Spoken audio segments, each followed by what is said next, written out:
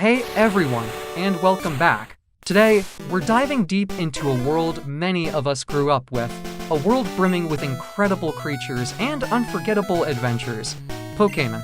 We all know Pikachu, Charizard, and the iconic Pokeball. But what if I told you there are layers of fascinating, often overlooked, details woven into the very fabric of this beloved franchise? Get ready to have your mind blown, because we're about to uncover some truly unknown facts about Pokémon that will change the way you see your favorite monsters forever. Let's start with the very beginnings. Did you know that the original inspiration for Pikachu wasn't just a cute rodent? Creator Satoshi Tajiri was inspired by his childhood hobby of collecting insects in Japan. He wanted to translate that thrill of discovery and the idea of collecting creatures into a video game. Pikachu, with its electric powers and undeniable charm, became the perfect ambassador for this concept. And speaking of Pikachu, its name isn't just a random sound. Pika is the sound of electricity in Japanese onomatopoeia, and Chu is the sound a mouse makes. Simple, yet brilliant. Now, let's talk about some of the more peculiar Pokémon. Take, for instance, Voltorb and Electrode. These spherical Pokémon resemble Pokeballs, and it's often assumed they're just mimicking them. However, the lore suggests the opposite. Pokeballs were actually designed to resemble Voltorb and Electrode because they were so common in the wild. Imagine encountering a wild Voltorb and thinking, wow, that looks just like the ball I used to catch Pokémon. It's a fun twist on the usual narrative. Ever wondered about the sheer variety of Pokémon? There are now over 1,000 different species, each with unique designs and abilities. But did you know that some Pokémon were almost entirely different? For example, Raiden was originally intended to be the very first Pokémon ever created. Its design, with its powerful build and horn, was meant to be the ultimate starter. While it didn't end up being the first, it holds a special place in Pokémon history as the pioneer of creature design. Let's delve into some evolutionary quirks. Many Pokémon evolve through leveling up, but some have more unusual requirements. For example, Eevee, the evolution Pokémon, has a remarkable 7 different evolutions, each triggered by different conditions, stones, friendship levels, even specific times of day. This adaptability was a core concept from the start, representing the diverse possibilities within nature. But did you know that in the original Red and Blue games, there was a glitch that allowed players to evolve Eevee into a Dragon-type Pokémon? This was never intended, but it highlights the experimental nature of early game development. Consider the legendary Pokémon. These are often depicted as incredibly rare and powerful beings. Mew, the mythical Pokémon, is famously elusive.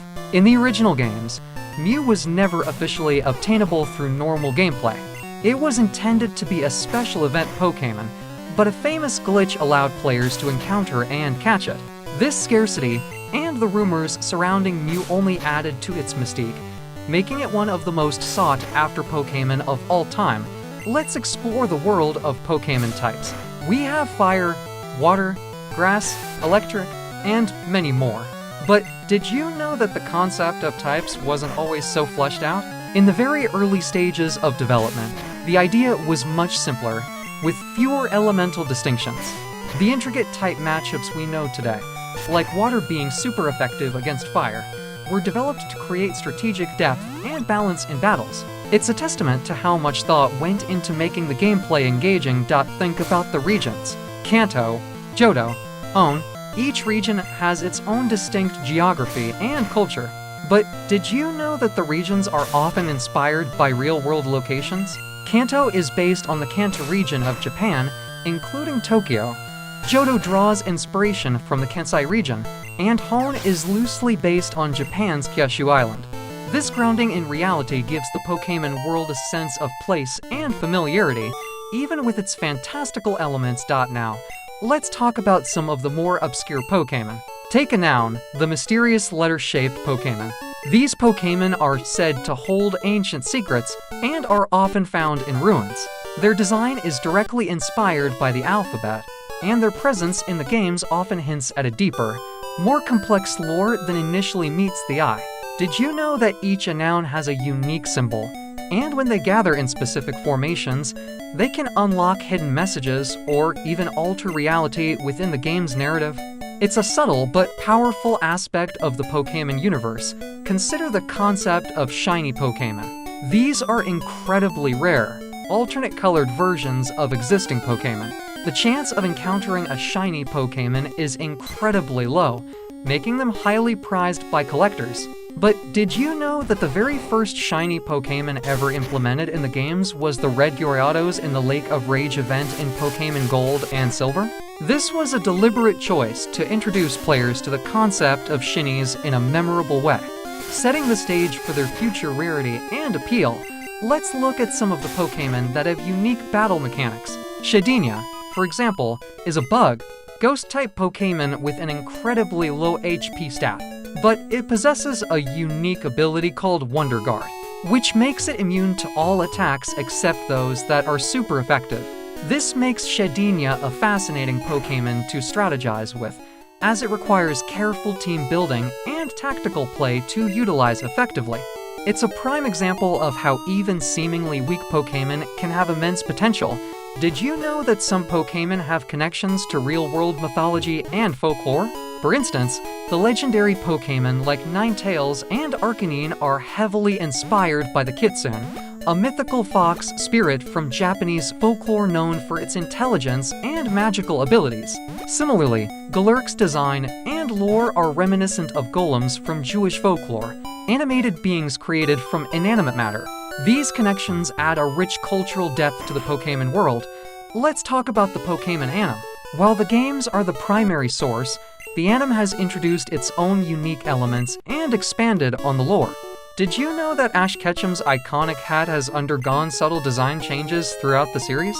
These changes often reflect the region he's in or the specific generation of games being promoted. It's a small detail, but it shows the continuous evolution of the franchise. Consider the Pokémon that are based on inanimate objects. Magnemite, for example, is an electric, Steel-type Pokémon that looks like a floating magnet with eyes. Its evolution, Magneton, is a cluster of 3 Magnemite. The idea behind these Pokémon was to explore the concept of artificial life, and how even everyday objects could be imbued with energy and personality. It's a creative way to expand the definition of what a creature can be. Let's touch upon the competitive battling scene. The intricate balance of types, abilities, and movesets in Pokémon battles is a testament to the game's strategic depth. Did you know that certain Pokémon abilities were introduced specifically to counter popular strategies? For example, the ability Mold Breaker allows a Pokémon to ignore the opponent's ability, which can be crucial against Pokémon with defensive abilities like Levitate or Sturdy. This constant evolution of mechanics keeps the competitive scene fresh and exciting. Think about the Pokémon that have unique cry sounds. Each Pokémon has a distinct vocalization, and these sounds are often designed to reflect their personality and typing.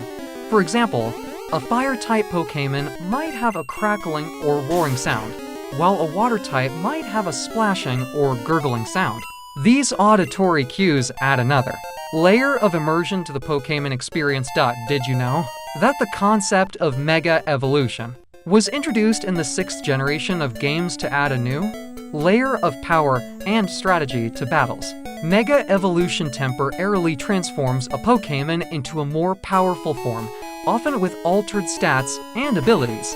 This mechanic was inspired by the idea of Pokémon reaching their peak potential under specific circumstances, adding a dramatic flair to intense battles. Let's consider the Pokémon that are based on food. Alcremie, for example, is a fairy-type Pokémon that resembles a whipped cream dessert. Its various forms are determined by how it's spun during evolution, leading to a delightful array of colors and toppings. This playful approach to creature design showcases the boundless creativity of the Pokémon developers. Finally, let's talk about the enduring legacy of Pokémon. It's more than just a game. It's a global phenomenon that has brought people together for decades. The core message of friendship, perseverance, and the wonder of discovery remains as relevant today as it was when the first games were released. The fact that these creatures, born from imagination and code, have captured the hearts of millions is truly remarkable. I hope you've enjoyed this deep dive into some of the lesser-known facts about Pokémon. It's amazing how much detail and thought goes into creating such a rich and expansive universe. Thank you so much for joining me on this journey. If you found these facts as fascinating as I did, please consider following for more explorations into the worlds you love. Until next time, keep catching 'em all. In 1999, something happened that changed Pokémon forever. After the global explosion of Pokémon Red and Blue, fans were obsessed. The world was asking one question: what comes next? Then came Pokémon Gold and Silver. And later, Crystal. These weren't just sequels. They were a generational leap.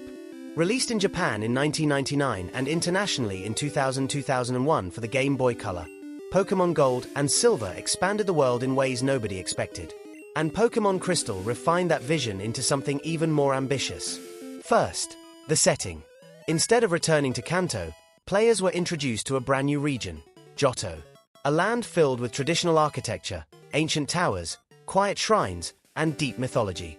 Johto felt older, more mysterious, less urban. It wasn't just another map, it had identity. But here's what truly shocked players. After beating the Elite Four, the game wasn't over. You unlocked Kanto. Yes. The entire region from Pokémon Red and Blue was fully explorable after the credits. 8 more badges, familiar towns, familiar gym leaders, and a final battle against Red, the silent protagonist from the original games, waiting at the top of Mount Silver. 4 kids in 2000. This felt impossible. 2 regions in 1 cartridge. It was legendary. But that was just the beginning. Gold and Silver introduced 100 new Pokémon, bringing the total to 251. Some became instant icons: Chikorita, Cyndaquil, Totodile, Umbreon and Espeon, Scizor, Tyranitar, Ampharos, and of course, the box legendaries. Lugia and Ho-Oh weren't just powerful Pokémon, they were woven into Johto's mythology. The Burned Tower, the Tin Tower, the Whirl Islands.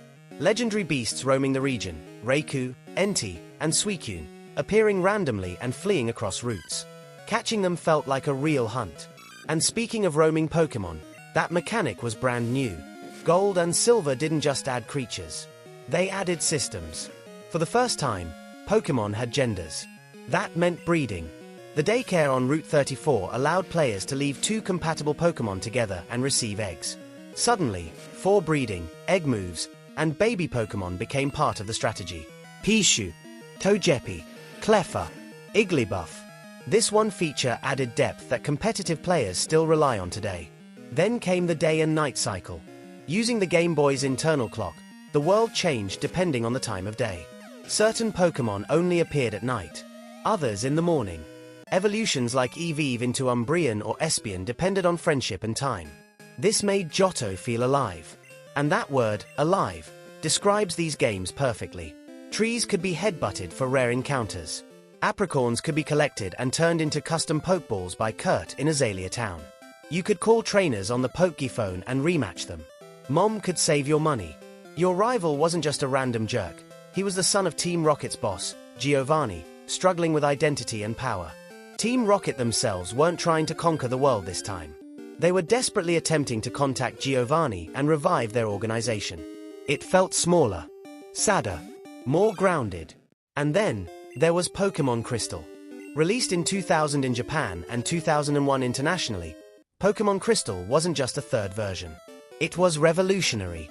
For the first time ever, players could choose to play as a female character. That may sound small now. It wasn't. Crystal also introduced animated Pokémon sprites. Every Pokémon moved when entering battle. It made the game feel more dynamic and modern. The story shifted slightly too. Suicune became central to the plot.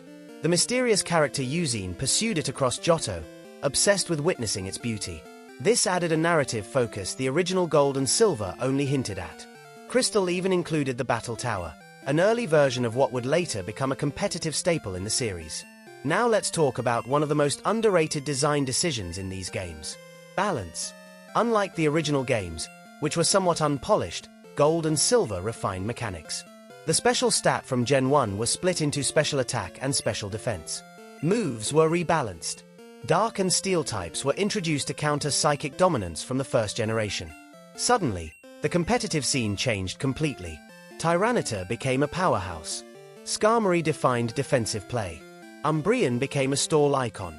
Even today, many competitive players consider Generation 2 one of the most strategic metas ever created. But beyond mechanics, Gold, Silver, and Crystal had something intangible. Atmosphere. The music in Ecruteak City feels nostalgic and ancient. The national park theme is peaceful and calming. The battle against Red is silent except for the wind. There's a certain loneliness to Johto, a reflective mood. It feels like the world after an adventure, not during one. Even small moments felt magical. Getting your first egg from Professor Elm's aid. Watching Togepi hatch. Discovering shiny Pokémon for the first time. Yes, this generation introduced shinies. The red Gyarados at the Lake of Rage was many players' first encounter with a differently colored Pokémon. It wasn't just rare, it was mysterious. And let's not forget the hardware. These games pushed the Game Boy Color to its limits. Full color palettes, moving sprites, a real-time clock, 2 entire regions, link cable trading and battling, on a tiny cartridge. In many ways, Gold, Silver, and Crystal represent Pokémon at its purest. Exploration, discovery, mystery, expansion. They respected the original games, but dared to evolve them. When you climbed Mount Silver and faced Red at level 81, there was no dialogue, no cutscene, just a battle. It felt like facing your own childhood. And when you finally won, there was no dramatic ending, just quiet triumph. Over 2 decades later, many fans still rank these as the greatest Pokémon games ever made. Not because they were flashy, not because they were the biggest, but because they felt complete. Pokémon Gold and Silver expanded the world. Pokémon Crystal perfected it. And together, they proved that Pokémon wasn't just a trend. It was here to stay. If you grew up with a Game Boy Advance in your hands, there's a good chance the Hoenn region still lives rent-free in your head. Today we're diving deep into Pokémon Ruby, Sapphire, and Emerald, the games that didn't just move the series forward, they rebuilt it from the ground up. When Pokémon Ruby and Sapphire launched on the Game Boy Advance in 2002 in Japan and 2003 internationally, they weren't just sequels to Pokémon Gold and Silver. They were a complete technical reset. For the first time in the series, the internal data structure changed so drastically that you couldn't trade your old Pokémon forward from Gold, Silver, or Crystal. After years of carrying teams across generations, players suddenly had to start over. And that decision shaped everything. Hoenn itself was a radical design shift. Unlike Kanto or Johto, nearly half of the region is water routes. Surf wasn't just a convenience move, it was a lifestyle. The geography was inspired by Japan's Kyushu region, filled with tropical coastlines, volcanic terrain, and heavy rainfall themes. Even the box legends reflected nature itself. Groudon represented the land, Kyogre the sea.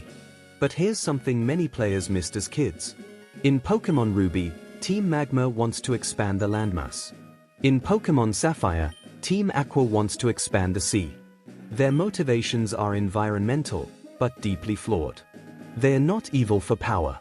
They're extremists who believe humanity would thrive if the world leaned harder into one ecosystem. That theme was ahead of its time for a Pokémon game.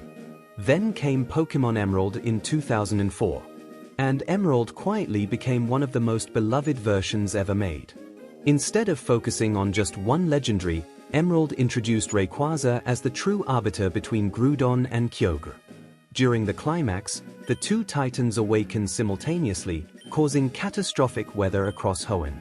The sky turns harsh with both sunlight and rain, a visual effect that was technically impressive on the Game Boy Advance.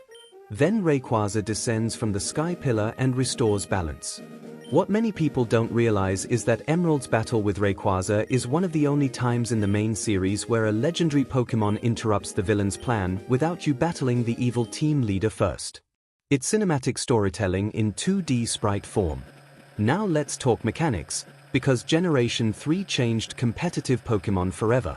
Ruby and Sapphire introduced abilities. Suddenly Pokémon weren't just defined by stats and moves, they had passive traits that could change entire strategies. Intimidate lowered opponents' attack on entry. Levitate removed ground weaknesses entirely. And weather abilities like drizzle and drought became meta-defining years later. Double battles were introduced as a core mechanic. Not just a gimmick, but a format that would later become the official competitive standard. And then there were natures. Before Generation 3, every Pokémon of the same species was basically identical stat-wise. But natures added subtle stat boosts and reductions. A modest Swampert? A timid Gardevoir? Suddenly breeding and optimization mattered on a whole new level. Speaking of Swampert, the Hoenn starters might be one of the most balanced trios ever designed. Blaziken was the first fully evolved fire fighting type starter, a typing that would dominate future generations. Sceptile was a lightning-fast special attacker long before speed tiers became common language. And Swampert? With only one weakness, grass, it became an absolute tank. Here's an obscure detail. In Ruby and Sapphire, if you mix records with friends, you can battle secret bases with AI-controlled versions of their teams. That feature created an early form of asynchronous multiplayer years before online battling became standard. And let's not forget secret bases. Hidden throughout Hoenn were customizable hideouts where you could decorate with dolls, mats, and traps. It sounds simple now, but at the time it felt revolutionary. It gave personality to a single-player adventure. Emerald also introduced the Battle Frontier. Not just a battle tower clone, but an entire island of challenge facilities. The Battle Factory forced you to use rental Pokémon. The Battle Pike added random events between fights. The Battle Dome simulated tournament brackets. It was brutally difficult, and earning gold symbols became a badge of honor among hardcore players. Fun fact, the Frontier Brain themes are among the most intense battle tracks on the Game Boy Advance. Emerald's soundtrack pushed the GBA sound chip to its limits. And here's a mystery many players never solved. In Moss Deep City, there's a white rock near the Space Center. For years, rumors spread that if enough successful rocket launches occurred, you could travel to space and catch Jirachi or Deoxys. The truth? It was never fully implemented in the original games. Deoxys and Jirachi required special distribution events. But the in-game rocket launch counter fueled playground conspiracies worldwide. Another lesser-known detail, Feebas, the evolution into Milotic, only appears on 6 specific water tiles in Route 119, and those tiles change based on a trendy phrase in Dewford Town. Without a guide, finding Feebas felt nearly impossible. Then there's the Regi puzzle. To unlock Regirock, Regice, and Registeel, you had to catch Wylord and Relicanth, red braille inscriptions, and use specific moves in specific rooms. It was one of the most cryptic side quests in Pokémon history. And unless you had the physical braille translation in the game manual, you were stuck. That level of mystery is something modern games rarely replicate. Here's another subtle change. Pokémon sprites in Generation 3 were fully animated in Emerald. Small movements, idle motions, it gave battles more life years before full 3D models existed. And competitive battlers still look back at the advanced metagame as one of the most strategic eras. With abilities introduced but before physical, special split mechanics changed everything in Generation 4, move categorization was based purely on type. That meant all fire-type moves were special. All fighting-type moves were physical. It created unique builds that would never exist again. Even the post-game Safari Zone in Emerald expanded into new areas after beating the Elite Four, something many players never discovered. And let's not overlook the music. Route 113's Volcanic Ash theme. The trumpets in the champion battle. The haunting calm of Sutapali's city underwater. Composer Go Ikinos crafted a soundtrack that defined an entire handheld era. But maybe the biggest legacy of Ruby, Sapphire, and Emerald is this. They proved Pokémon could reinvent itself. New hardware. New mechanics. A fresh region. Deeper strategy. Environmental storytelling. Secret mechanics. Hidden myths. Hoenn wasn't just the next step. It was a leap. And years later, when Pokémon Omega Ruby and Alpha Sapphire released on the Nintendo 3DS, nostalgia proved just how powerful Generation 3 truly was. Because for many players, Hoenn wasn't just another region. It was the moment Pokémon grew up. If you ever trained a Swampert to level 100. If you ever got lost in the currents near Pacifidlog Town. If you ever spent hours hunting a single Feebas tile, then you know, Hoenn wasn't just a game. It was an era. Pokémon Fire Red and Leaf Green. 15 insane, detailed, obscure secrets you never knew. Yo, Pokémon Masters. It's your boy Elekid here, and if you're hyped for Fire Red and Leaf Green on Nintendo Switch Online or reliving the nostalgia on your GBA, buckle up. Today, I'm diving deep into 15 mind-blowing, super obscure secrets from FRLG, packed with glitches, beta cuts, unused content, and hidden mechanics that even hardcore fans miss. These are detailed breakdowns with how-tos where possible, straight from data mines and deep playtesting. Number 1 is a sneaky movie nod that'll blow your mind. Number 1. Gender-swapped movie Easter eggs on your bedroom TV. Right at the start of your adventure in Pallet Town, turn on the TV in your house. If you chose the boy protagonist Red, it shows a train scene straight from the movie Stand By Me. Pick the girl Leaf, you get the yellow brick road from the Wizard of Ounce. This subtle detail changes based on your gender choice. A clever Game Freak nod to classic films hidden in plain sight from the very first minute. Number 2. Unlimited Nuggets glitch for infinite cash on Nugget Bridge. Head to Route 24's Nugget Bridge above Cerulean City. Battle the 5 trainers, then beat the Team Rocket Grunt at the end. He hands over a nugget worth 5,000 Poke Dollars. Now, deliberately lose the battle to faint and respawn at the Pokémon Center. You'll keep the nugget, and the Grunt's dialogue resets. Repeat endlessly for unlimited money. Sell them at any shop. This was accidentally left in US JP versions but patched in EU. Early game riches. Number 3. Item Finder uncovers literally impossible hidden items. The Item Finder isn't just for trash. Use it on exact spots where key characters stood. In front of the 2 Snorlax on Route 12 and 16, leftovers for infinite HP Regan. Where Giovanni battled in Viridian Gym. Macho Brace to double EV gains. Mr. Fuge's spot atop Pokémon Tower. Soothe Bell for friendship boosts. These items are glitched behind obstacles or events, making them unreachable without the Finder. Game Freak's Ultimate Secrets. Number 4. Lorelei's secret doll collection that grows with your grind. After unlocking the Sevii Islands and beating the Elite Four, visit Lorelei's house on 4 Island. Every 25 Hall of Fame entries, she adds a new doll to her shelf, up to 8 total after 200 clears. It's a massive post-game achievement hidden away, rewarding completionists with a full display of ice types and pals. Imagine the hours sunk for that final JYNX doll. Number 5.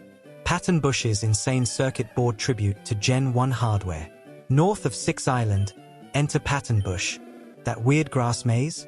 The layout perfectly mimics the printed circuit board pattern of the original Pokémon Red, Blue Game Boy cartridges. A loving nod to the game's roots, only visible from above or by mapping it out. Data miners confirmed the exact match. Pure nostalgia engineering.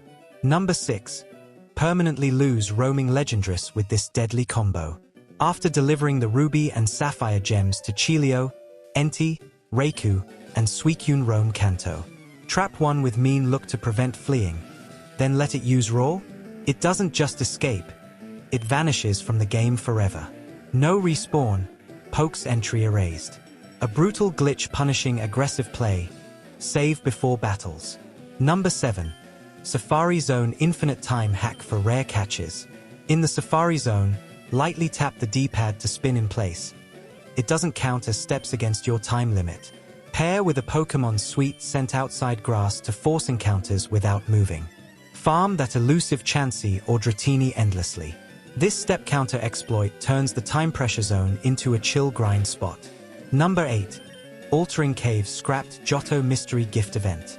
On Outcast Island, 6 Island, Altering Cave is full of Zubats today. But code remains for e-reader cards to swap encounters via Mystery Gift, Mareep, Ipom, Shuckle, and more, unique tables per card. Only Japan got partial access. International players stuck with bats. Visit the Deliverman upstairs for hints about rumors. Number 9. Record Corner. An unused map that straight up freezes your game. Leftover from Ruby Sapphire, Map ID 49 is the record corner for mixing link cable records. It's fully intact, but dumb it out. Step on the trigger tile, game locks up hard. Hackers can warp there for a glitchy empty room, a ghost of planned multiplayer features. Number 10. Scrapped Sevii Islands 8, 9, 22 to 24 with beta route hints. Data holds full maps for never-released islands. 8 and 9 blank to 1 by 1 but with surf tiles and a cave entrance on 8 hinting Icefall Cave origins. 22 to 24 around Tanabe Ruins have misplaced sandbanks and generic Kanto tiles. Cut late for redundancy. Early Naval Rock, Hiso map, lacks its cave too. Number 11. Unused detailed Lapras surfing sprites for protagonists. Beta Overworld shows Red Leaf riding a full Lapras instead of the final generic blob. Player and mount as one sprite. Plus 4 running while surfing variants at 32 by 32 pixels. Scrapped likely for simplicity, but evokes Gen 2 vibes. Hack to see him swim. Number 12. Hidden beta Professor Oak sprite like Ruby's Birch. Deep in the code, an early Oak design with a wilder hat and beard, plus a function to display it during the new game intro speech, just like Birch's Pokémon reveal. Uncompressed and ready, but swapped for the final clean look. A Gen 3 tutorial remnant. Number 13. Chiptune Pokémon Healed Track, Gen 1 throwback.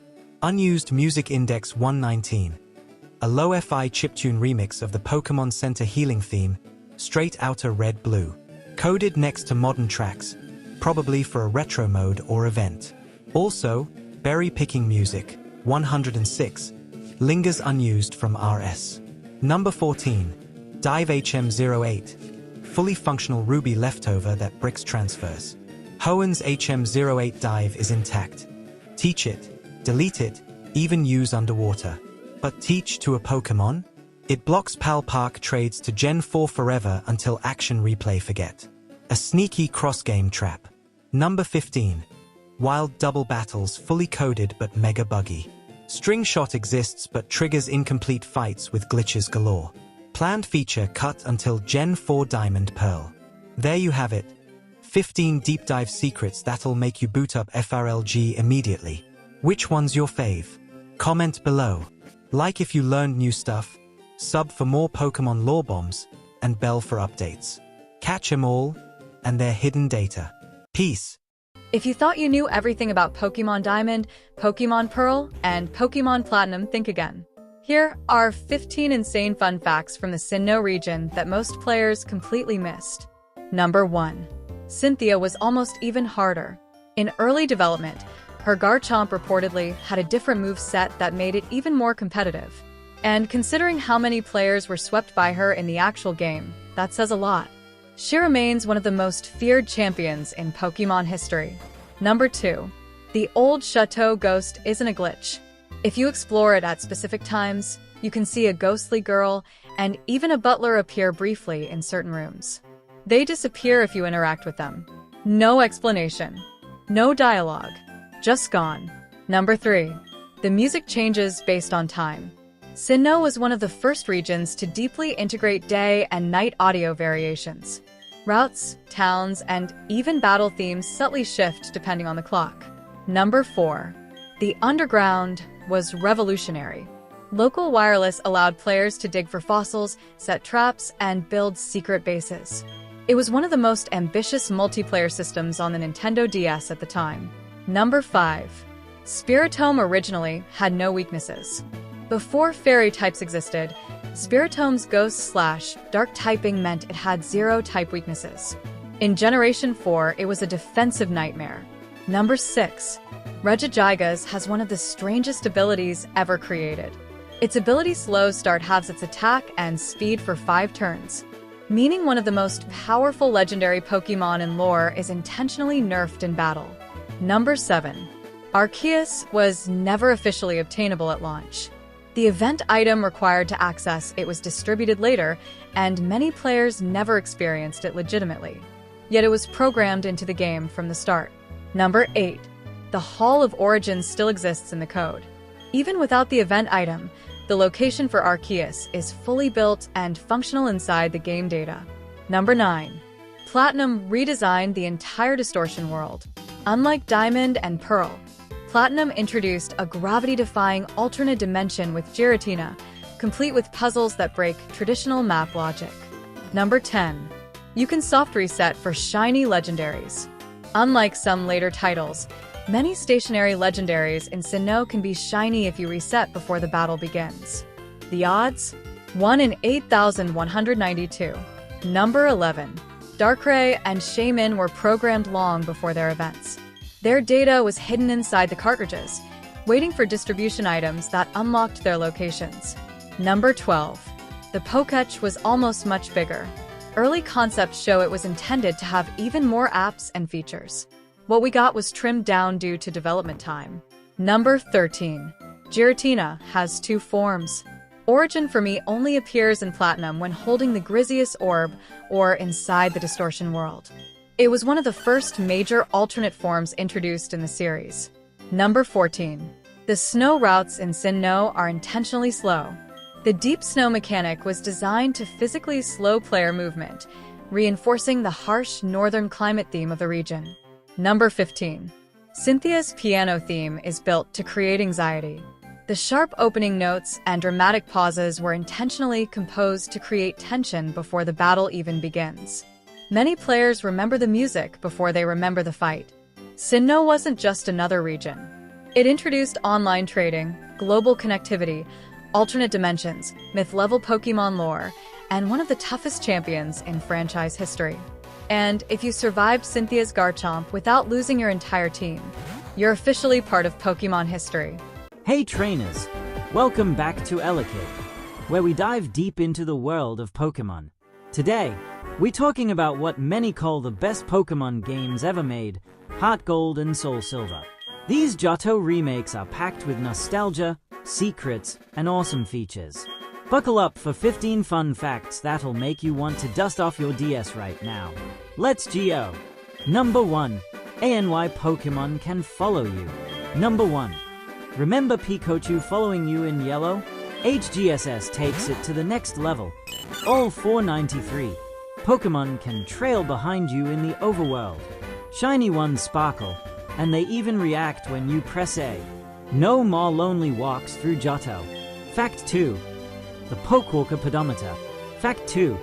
These games came bundled with the Pokewalker, a real-life pedometer. Clip it on, walk around, earn what's to catch Pokemon or level up your team.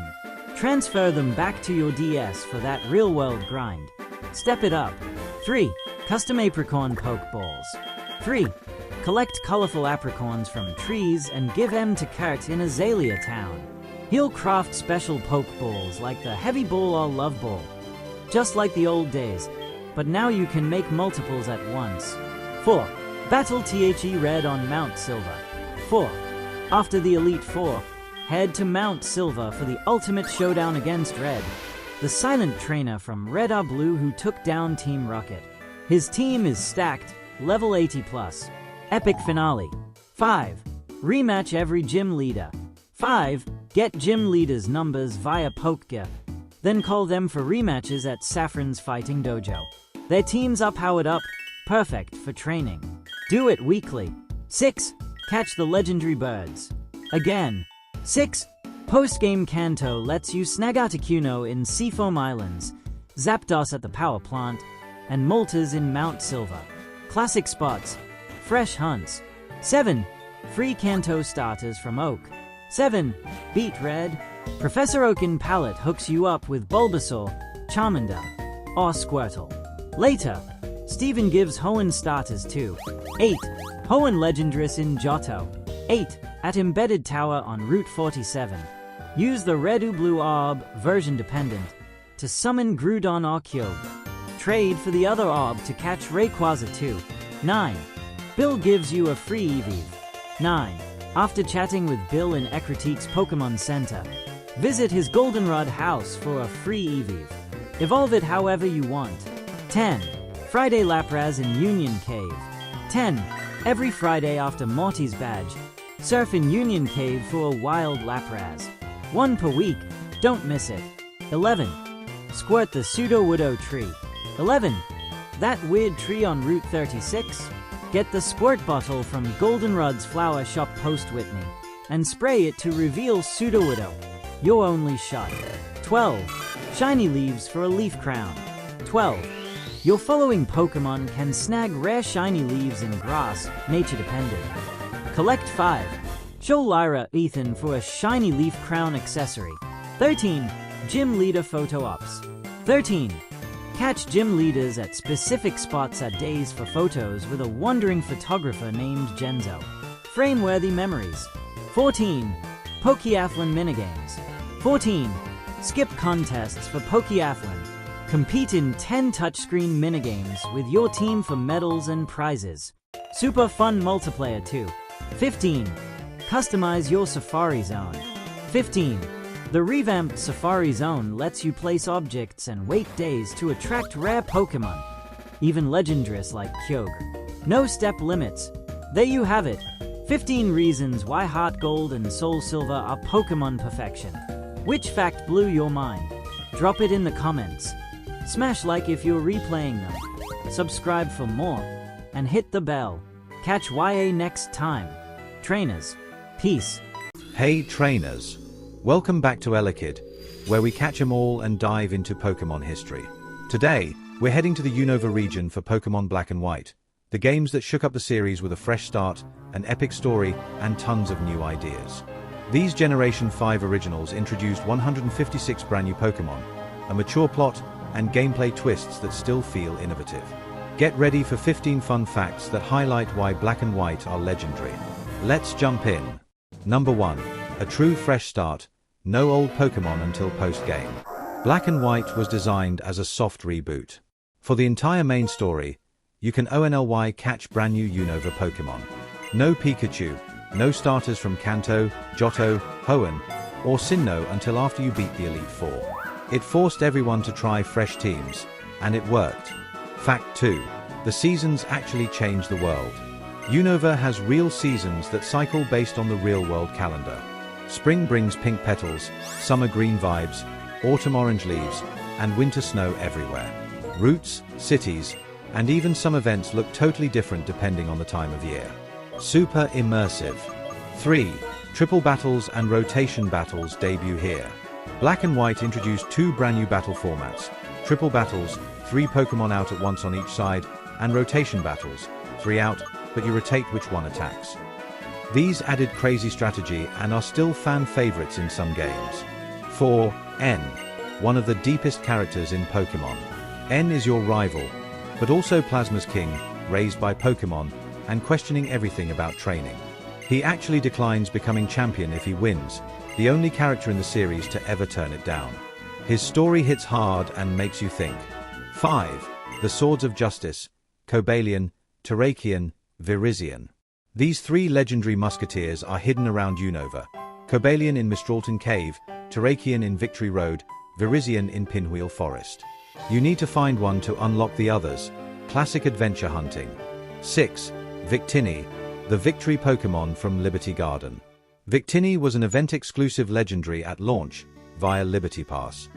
It's the first mythical that gives a permanent Victory Star boost to your whole party in battle. Tiny Mouse of Luck, huge impact. 7. Kyurem, the Giant Chasm Ice Dragon. Post-game, head to the Giant Chasm for Kyurem at level 75. It's the empty shell of Reshiram and Zekrom combined. Super eerie lore, and it sets up the fusions in Black 2 White 2. 8. Roaming Tornadus or Thunderous, Weather Chasers. After the story, your version's legendary, Tornadus in black, Thunderous in white, starts roaming Unova. Storms follow them, and billboards in gates show hints.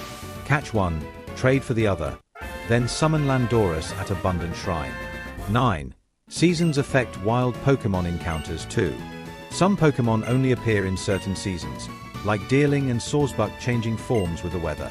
It makes exploring feel alive and encourages coming back year-round. 10. The Strange House, a creepy ghost mansion. On Route 13, the Strange House is full of weird messages, ghosts, and a story about a family tragedy. It's one of the spookiest side areas in Pokemon. Pure horror vibes with no battles, just atmosphere. 11. Musical, Pokemon Idol performances. Instead of contests, You get Pokémon musicals in Nimbasa City. Dress up your Pokémon, perform on stage, and wow the crowd. Cute animations and fun minigames. 12. Dreamyard, Munna and Mushana's home. The Dreamyard has hidden areas with Munna giving dream orbs. Post-game, you can catch Mushana and even find rare items. Plus, there's a cool story about scientists and dreams. 13. No trade evolutions without special items. Many trade evos, like Boldor, Gurdurr, Shelmet, Carablast, can evolve via special stones or linking trades with friends. But the big one, you can trade with yourself using the Entralink for some. 14. The Pokémon World Tournament. Wait, that's B2W2, but Black-White has the subway.